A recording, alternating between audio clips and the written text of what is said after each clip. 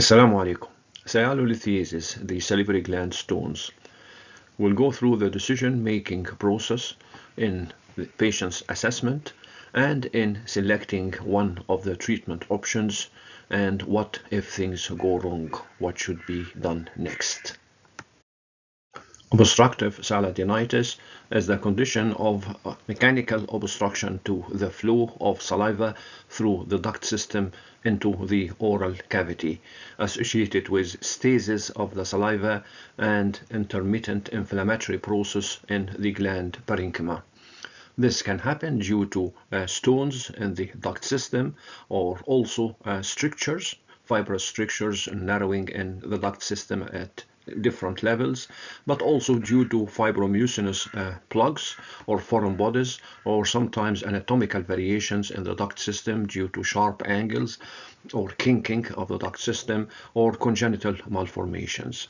This obstruction to the flow of saliva will cause recurrent painful episodes of salivary gland swelling. These episodes would usually happen around the meal time. It's called a mealtime syndrome. And from time to time, an inflammation, acute inflammation of the parenchyma of the gland can be caused by bacterial infection because of the saliva stasis, and this will give rise to fever, purulent discharge from the duct papilla, and painful swelling of the gland. Salivary stones accounts for about 2/3 of all cases of obstructive salivary disease.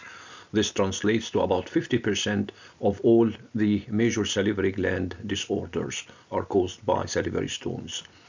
In a famous, well-quoted post-mortem study of the salivary stones in cadavers, the incidence was about 1.2% have stones, mostly in the submandibular gland. But clinically, the numbers are much less, about 1/3 of this figure. About 27 cases would present, new cases would present per million per year in the UK. Some of the cases would never have any signs or symptoms of obstructive sialadenitis. It would be discovered accidentally on ultrasound scans of the head and neck, about 1 to 3% of the cases. Up to the 1990s, there was a male predominance over females, but reports since then show that there perhaps is no gender predilection. The incidence would peak in between the age of 30 and 70 years, and only 3% of all salivary stones would happen during the childhood or early adolescence, affecting the pediatric population. Salivary stones affect mostly, but not exclusively, the major salivary glands. Submandibular glands take the lion's share at 83%, followed by parotid at 15%. Sublingual glands would be less than 5% in most serieses. The minor salivary gland can also be affected, particularly those of the upper lip. Submandibular stones are mostly located in the distal duct, about 2/3 of them, and 13% would be in the perihilar area of the duct system. 23% of the parotid stones are located inside the parenchyma of the parotid salivary gland. Patients present with a single stone in most cases, between 70 or 80% of the cases, but in 20% of the cases there may be 2 salivary stones, and in about 5% there may be 3 or more salivary stones. They grow very slowly. The annual growth rate would be about 1 millimeter in diameter per year. They can take different shapes, between rounded or irregular. Mostly the submandibular stones are more rounded or ovoid, and the parotid stones are a little bit more irregular and ragged. 50% of the stones would have their sizes falling between 2 millimeters and 10 millimeters. This is about half of the stones would be of that size. Some of them, 7.6%, would be larger than 15 millimeters.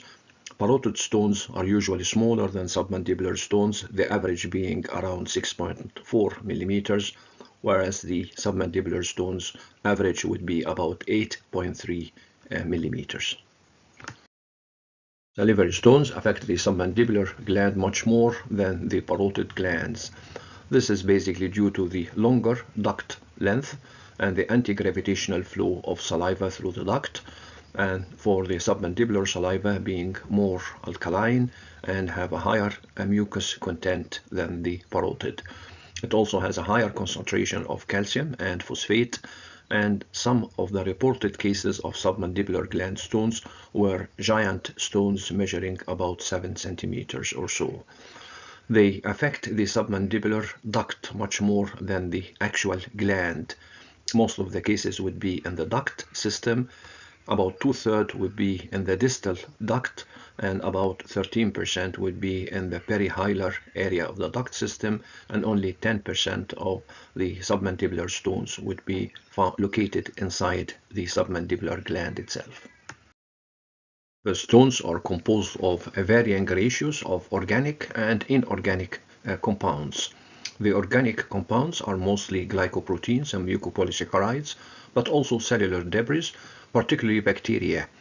PCR studies has found DNA of oral commensals, streptococci species, in all the examined calculi, supporting one of the theories of formation of the stones of retrograde invasion from the mouth, retrograde flow from oral cavity into the duct system. The inorganic compounds are mainly calcium carbonates and calcium phosphates. Calcium, magnesium, and phosphates are the main constituents of the stone, each contributing by somewhere between 20 and 25% of its chemical composition, with a minor contribution from other minerals including iron and copper. What factors would favor the formation of salivary stones? Salivary stasis or decreased salivary flow would help in the precipitation of the calcium ions, favoring the growth of a stone. There is no link, however, between hard water drinking and salivary stones formation, and in experimental animals, the rats, hypercalcemia failed to result in salivary stones. The only systemic disease predisposing to stones is gout, and in these patients, salivary stones would contain a high concentration of uric acid. In at least a quarter of the patients with salivary stones, they have one or more comorbidities, including diabetes, hypertension, or chronic liver disease, or kidney stones, or hyperparathyroidism. The saliva of patients with salivary stones showed a reduced concentration of a certain crystallization inhibitor factor, and that may help in the formation of the stones. And it's been also noted that an anti-HIV agent, the atazanavir, can be linked to formation of salivary stones. The other important etiological factor is smoking. Studies examining the link between nutrition and other behaviors on the formation of salivary stones, the only positive correlation was found with smoking. Smoking has some established effects on the composition of the saliva and the oral cavity health. In general, it impairs the phagocytic and protective functions of saliva, and also is linked to the formation of the stones. Two theories were proposed to explain the actual pathogenesis of a salivary stone. The first is the theory of the microcalculi or sialomicrolith. These calcium-rich structures are formed intracellularly in the duct system and excreted into the ducts and becomes anidus for further calcification that may cause a bit of inflammation of the duct cells and fibrosis, and cause further stagnation of the saliva that is going to produce a calcium-rich fluid that would cause successive precipitation of calcium salts around the nidus to form the salivary stone. The microcalculi or the sialomicrolith are found in 100% of the submandibular gland saliva and in about 10 to 20% of the normal parotid glands. The other theory is a retrograde flow of bacteria and food or foreign bodies from the oral cavity up the duct system of the saliva, and they migrate into the ducts and becomes anidus, the organic nidus of the stone, and after this, precipitation of calcium-rich salts around the nidus would form the stone. The clinical presentation of salivary stones is very much like other forms of obstructive sialadenitis, pain and swelling in the affected gland around meal times. The swelling is usually diffuse, develops quickly, and is associated with a burning-like pain over the gland. Surprisingly, only a third of the patients would present in the first 6 months of their symptoms. Most of the patients will present much later. For the submandibular stones, the average would be after 5 years from the initial symptoms, and for the parotid, it would be more than 4 years. The swelling is generally non-tender, and it would gradually resolve over a few hours after the meal time. There may be also a history of recurrent suppurative inflammation of the salivary glands. Sometimes the stone could be palpated or could be seen in the papilla of the submandibular or the parotid duct. A massage of the affected gland would produce a small amount of cloudy like saliva. Chronic inflammation after years of having the repeated episodes could cause atrophy of the gland and decreased secretion of the gland with potentially fibrosis. The situation can be complicated by recurrent episodes of suppurative sialadenitis, or by strictures in the ducts, or by ductal ectasia. In the minor salivary glands, it would be present like a painless, hard swelling that rarely forms any mucoceles, particularly over the upper lip. Some forms of imaging would be required to differentiate between the different types of obstructive sialadenitis. Plain radiographs are not particularly helpful because at least 20 to 30% of the stones would not show on plain X-rays, particularly 90% of parotid glands that are radiolucent.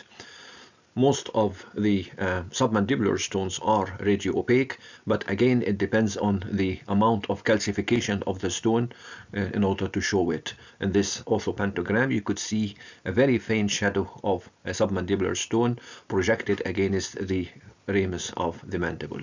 One particular form of plain X-rays that can be useful is the occlusal films that can be used to show stones in submandibular duct, particularly around the papilla, that are hard to identify by ultrasonography. Ultrasound scanning is the preferred initial diagnostic imaging for salivary stones. It can detect both the radio-opaque and the radiolucent stones if their diameter is at least 2 millimeters. It can also give valuable information about the gland size and its echo density. The ultrasound scanning can also delineate very clearly the duct system, particularly of the parotid gland. All the parotid gland duct can be assessed by the ultrasound scan, but only part of the duct system of the submandibular gland can be detected by this ultrasound because of the oblique direction of the duct in the intraoral part. This would make it difficult for ultrasound scans to detect stones like this near to the papilla, and it is then that occlusal films can show it more clearly. The other value of ultrasound scan is that by assessing the duct after giving a patient things, a sialogogue, things like citric acid or a lemon juice, you could see the filling up of the duct and assess some, get some information about the function of the gland itself. The diagnostic accuracy of ultrasound scans in salivary stones is very high, including its sensitivity, specificity, positive and negative predictive values, and accuracy. They are all in the area of 93 to 96%. But that, of course, depends on the consistency of the stone and provided the size of the stone is more than 2 millimeters. The stone itself would show as an hyperechoic shadow in here with multiple echoes from it. This is a stone in the duct of the submandibular gland. But there will also be other information about the gland itself. It is usually hypoechoic in case of a stone in its duct that can change to slightly hyperechoic after removing the stone.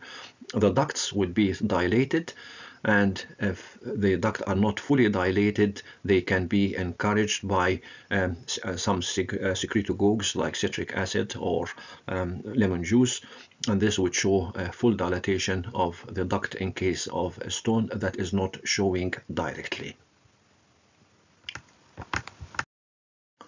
In this scan, you could see two submandibular duct stones. In there, you could see also a dilated submandibular duct, and you could see a hypoechoic submandibular gland. After surgery, by a few months, this hypoecho submandibular gland has recovered, and would now give slightly hyperecho on the scan. And of course, the duct itself is now not fully dilated, and you couldn't see any traces of the stones.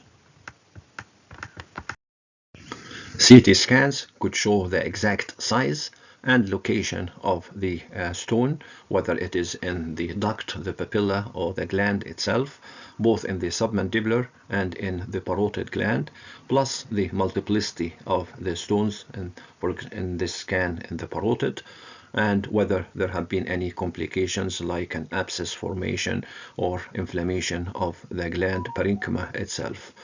The limiting factor is the relatively high radiation dose, and it does not provide precise information about what is happening inside the duct itself, so it's not useful in detecting things like duct strictures. Formal sialography by injecting a radio-opaque material in the salivary gland duct system is still available, but it's not very widely used because it is technically difficult. It can fail in up to 15% of the cases, and it is invasive. It can also provoke some inflammatory process in the gland and can cause injury to the ostium, the papilla, and some scarring. Rather than the formal sialography, magnetic resonance sialography is a much better option. It's a non-invasive technique using the highly T2 weighted MRI techniques. Without requiring any duct cannulation or contrast medium, it can show the saliva itself inside the duct system, and this very clear maximum intensity projection can give very valuable information about any strictures, any stones, or any plugs inside the duct system. It has a quite high specificity but lesser sensitivity. There are at least 8 different treatment options. The choice would depend on these factors: whether the stone is in the submandibular gland of the parotid, whether its size is less than 2 millimeters, less than 3 millimeters, between 3 and 7 millimeters, more than 7, and more than 10 millimeters, and the location of the stone in the duct papilla, in the duct itself, or the perihilar area, or inside the parenchyma of the gland, and whether it is mobile or attached to the duct wall, and whether the duct is stenotic or is kinked or has any sharp angles. According to these factors, we shall go through flowcharts that would show how would you choose between these options. Manual expression of the stone from the submandibular papilla, which is the easiest form of getting rid of the stone, or transoral approach to the stone, or use of sialendoscopes, or interventional radiology with basket retrieval, or external shock waves, or endoscopic assisted transoral removal, or combined approaches using transoral duct incision and scopes, or ultimately the removal of the whole gland. The conservative approach to preservation of the salivary gland itself and just removing the stone should be adopted even in long-standing stones. This is based on evidence from submandibular glands removed after surgery for stones that showed that there had been no correlation between the degree of the gland affection and the number of the infection episodes or the duration of the stone itself. So even in very long-standing stones and frequent attacks, there is no correlation with the gland affection. 50% of the excised glands were actually histologically normal or close to normal, and paradoxically, even after removing the gland, sometimes the stone itself was left behind in Wharton's duct. The recurrence rate of salivary gland stone surgery is generally in the area of 1 to 10% of the patients. These are the basis for adopting a very conservative approach in the management of salivary stones. One of the simplest and most straightforward ways of removal of salivary stones is this, the transoral removal of the stones. When the stones are in salivary ducts, submandibular or parotid, and their part that is intraoral. So if it is located to the close to the Wharton's papilla, for example, in the submandibular duct, or indeed in any part of the duct that is intraoral, whether this is submandibular or parotid, if it can be palpated by manually, or if it can be detected by ultrasound scan to be in the intraoral part, then these stones can be removed by the transoral route. It just entails an incision directly over the stones. Even big stones can be removed in this way, and then the area is cleaned and hemostasis achieved. Sialogogues are encouraged to keep the salivary flow through the incision. No attempts are made at closing this incision with stitches because this may induce salivary duct stenosis. You just leave it to heal on its own. Success rates are quite high, above 82% up to 98%. There may be some complications, including tingling sensation in the tip of the tongue due to lingual nerve stretching, swelling of the floor of the mouth from the surgical procedure, injury of the lingual nerve itself as well, and sometimes formation of the ranula. All these complications are in the area of 2% or 2 to 5%. Strictures could occur in between 2 and 5% of the cases. This is the main cause for the recurrence of the symptoms and infection, of course, of the operative site. The recurrence rate is in the area between 1 to 10%. Lithotripsy, the stone fragmentation of salivary gland stones, is a non-invasive method of fragmenting the stones into smaller portions that may pass spontaneously through the duct system or can be removed surgically. The shock wave for fragmenting the stone can be either extracorporeal or like, for example, using piezoelectric or electromagnetic techniques from outside the body, or intracorporeally using things like electrohydraulic or pneumatic drills, or the much more common laser endoscopic devices to fragment the stones. They are not suitable for every case. The exclusion criteria include very small stones that are less than 2 millimeters or stones that cannot be identified using ultrasound scans. And of course, if there is complete duct stenosis in the distal parts, then there is no point of fragmenting the stone, because it wouldn't be possible to retrieve it or pass through the stenotic segments. And acute inflammation of the gland itself, or indeed in any other parts of the head and neck, lithotripsy is not indicated at this stage, and in patients who have pacemakers. The shockwave lithotripsy can be a treatment on its own to fragment large stones into smaller portions that can pass spontaneously through the duct papilla, or fragmented to smaller portions that can be removed instrumentally with the use of interventional sialoendoscopy. In both the parotid and the submandibular glands, particularly if the stones are in the gland parenchyma or close to it in the prehilar areas. If the stones are less than 7 millimeters, then shockwave therapy alone may be enough. If they are as big as 10 up to 10 millimeters, then possibly the fragments would need to be retrieved with the interventional sialoendoscopy after the completion of the shockwave therapy. Shockwave therapy can also be helpful in multiple stones.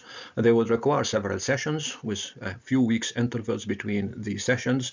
During the sessions, the stones will be kept under sonographic monitoring to watch the fragmentation of the calculi itself.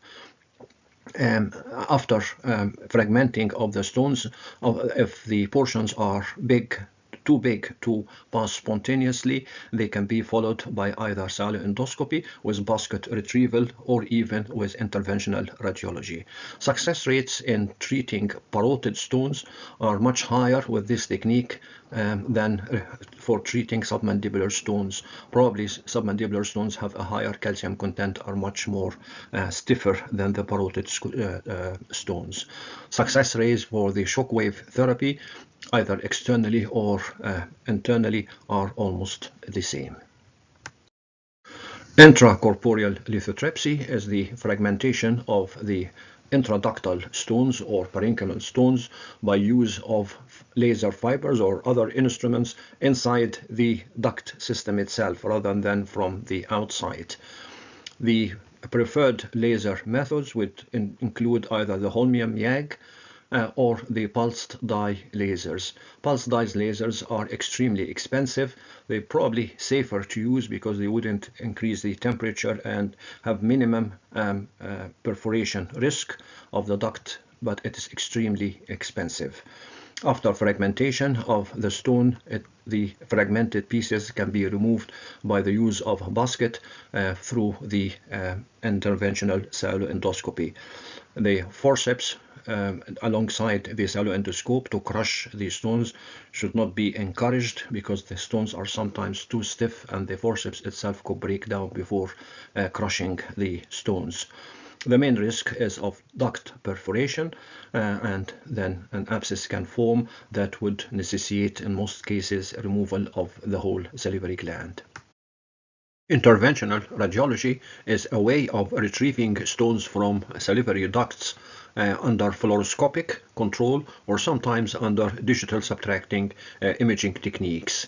This dates back to the 1990s and was used with various instruments like a Dormier basket to retrieve a stone from a duct, or using the angioplasty balloon catheter to dilate parotid strictures, or ductoplasty using balloons under fluoroscopic control later.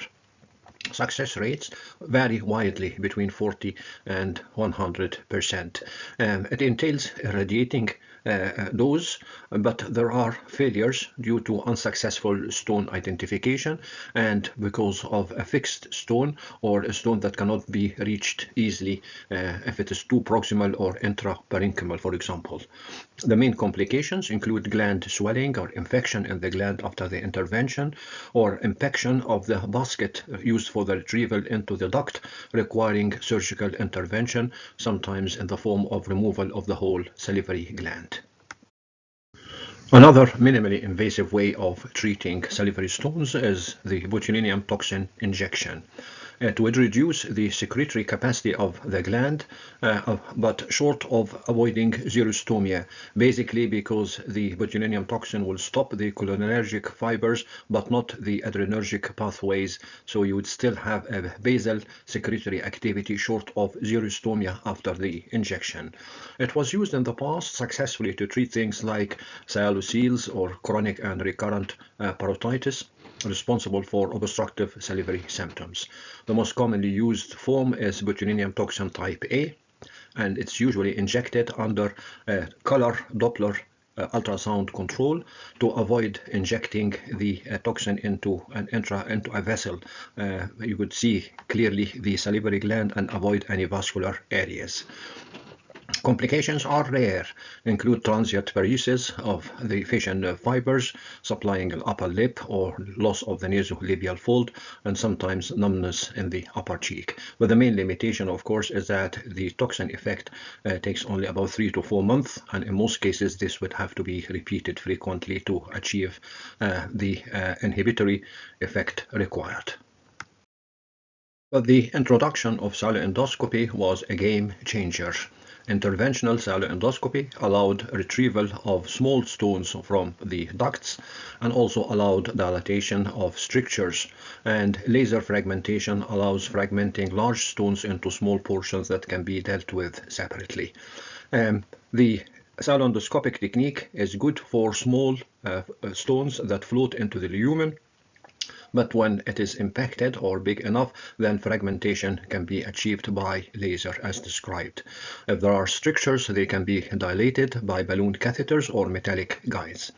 There's sometimes difficulty in retrieving stones larger than 3 or 4 millimeters, or when the stones are located in a secondary branch of the ductal system, or after an acute bend or kink of the duct. It may be difficult to retrieve it from around the corner. If there is an inflammation of the gland, the procedure should not be carried out until the infection settles, because the inflammation leads to increased fragility of the duct system and increase the risk of perforation. And of course, if there is duct stricture that is difficult to dilate, then this procedure is not the best procedure to retrieve the stone. And this is when the technique works best. Small calculi that floats less than 3 or 4 millimeters in diameter in the submandibular gland, and less than 3 millimeters in the parotid gland duct system because of the smaller duct system of the parotid. The extraction can be performed by the wire basket of various sizes. If the stone is larger, it can be fragmented by the use of laser. The results of interventional sialendoscopy, including not only the removal of the stones but things like management of ductal stenosis or mucus plugging, would vary between the surgeon's assessment and the patient's perception of success or failure. Surgeons would report improvement in the area of 93% or up to 95%. Patients would have a little bit more modest success rates between 86 and 80% success rate. The remaining 20% who are not successful are due to large sized calculi like 7 millimeters and larger, and if there is ductal stenosis, mostly in the parotid gland, or if there is any multiple stones. Adverse side effects are rare with sialoendoscopy, but usually would include things like strictures or perforation of the duct. All the minimally invasive techniques have a failure rate around 15 to 20%. So what to do with the failures? What to do with the stone when it is too large to be fragmented, or when the duct stenosis is too tight to be dilated? The usual way was to remove the whole salivary gland, but then came this technique of combining sialendoscopy and a very limited external incision either to the parotid or to the submandibular gland to remove the stone and repair the duct system. This would save the salivary gland from being completely removed.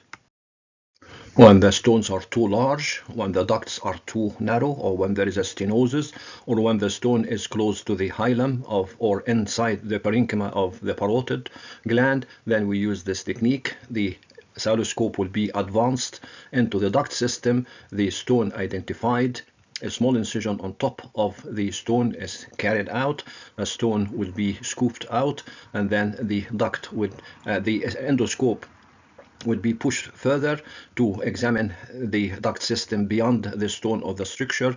If no other abnormalities are found, then the incision is repaired using 7/0 or 8/0 Prolene sutures. Sometimes you can patch it with a vein graft to avoid stenosis, and then the duct would be stented with a small stent that can be kept for 3 weeks, and in this way you could save the parotid gland from being removed to retrieve this large stone, for example. The same technique can be used for submandibular duct stones. This time the incision will be carried in the floor of the mouth. Identification of the lingual nerve is of prime importance. This is the first step, followed by identification of the duct system and the stone inside the duct system. Once the stone is identified, an incision on top of it can allow scooping of the stone and a repair of the duct in the same way, using 7/0 or 8/0 Prolene, and stenting of the duct while preserving the lingual nerve, followed by repair of the incision in the floor of the mouth. Success rates are in the area of 70%. Remember that these procedures are done for difficult, large stones that are basically quite close to the gland parenchyma, or actually inside the gland parenchyma itself. So to sum up the management of the parotid stones, this flowchart would show the decision-making process. If the stone is less than 3 millimeters, identified by the ultrasound or the CT scan or even the Sialendoscopic diagnostic methods, then the stones of less than 3 millimeters can be retrieved through the duct system by the use of a basket retrieval, either with a Sialoadenectomy or with interventional radiology. If this fails, then the stone would have to be fragmented by the use of laser. Remember, this is a small stone. It can be fragmented intracorporeally by the use of laser and sialoendoscope. Stones larger than 3 millimeters in the parotid would require to be shattered by lithotripsy, extracorporeal lithotripsy, and then after shattering of the stones they may pass out spontaneously. If not, then you could either use sialoendoscope to retrieve the fragmented smaller parts of the stone, but if this fails, then you use the combined approach of sialoscope and external incision limited parotid surgery to retrieve the parts of the stone that couldn't pass through the duct system. Decision making for submandibular stones is a little bit more complicated because of too many options. If the stone is very close to the papilla of the Wharton's duct, then the Wharton's duct papilla can be incised and the stone delivered into the oral cavity, and that is the easiest way of removing it. If the stone is inside the duct but smaller than 3 millimeters, then basket retrieval is the best way, particularly if the stone is mobile. You can either use a sialoscope or you can use interventional radiology. If these fails to cure the condition, then you can use intracorporeal laser lithotripsy, because it's a small stone, and retrieve the fragments by sialendoscopy. But if the intraductal stone is larger than 3 millimeters but still less than 7 millimeters, then you would need to shatter the stone by lithotripsy using extracorporeal shock wave, and sometimes the fragments would pass out spontaneously. If they don't, then sialoendoscopy can retrieve some of the fragments, but if the fragments are too big to pass even with the help of sialoendoscopy, then you could use the combined approach with sialoendoscopy and external incision on the duct itself with repair. If the stone is larger than 7 millimeters, that's big, and it is in the hilar area of the gland and the duct system, then you can still try transoral removal. But if this fails, then the whole gland would have to be removed. Sometimes with some success, partial success in removing part of the stone, you could use the lithotripsy, extracorporeal, and then allow for sialoendoscopy to retrieve the fragments. But because it's too big and because it is too further away from the duct papilla, usually if it's not fragmented well with the extracorporeal shock waves, it will end up having to remove the whole gland. Same for stones inside the submandibular gland, intraparenchymal. You can try shockwave first. If this works, well and good. If not, even with the help of sialoendoscopy to remove some of the fragments, then the only option left would be removal of the whole submandibular gland. By this, we come to the end of this presentation on salivary gland stones. Assalamu alaikum.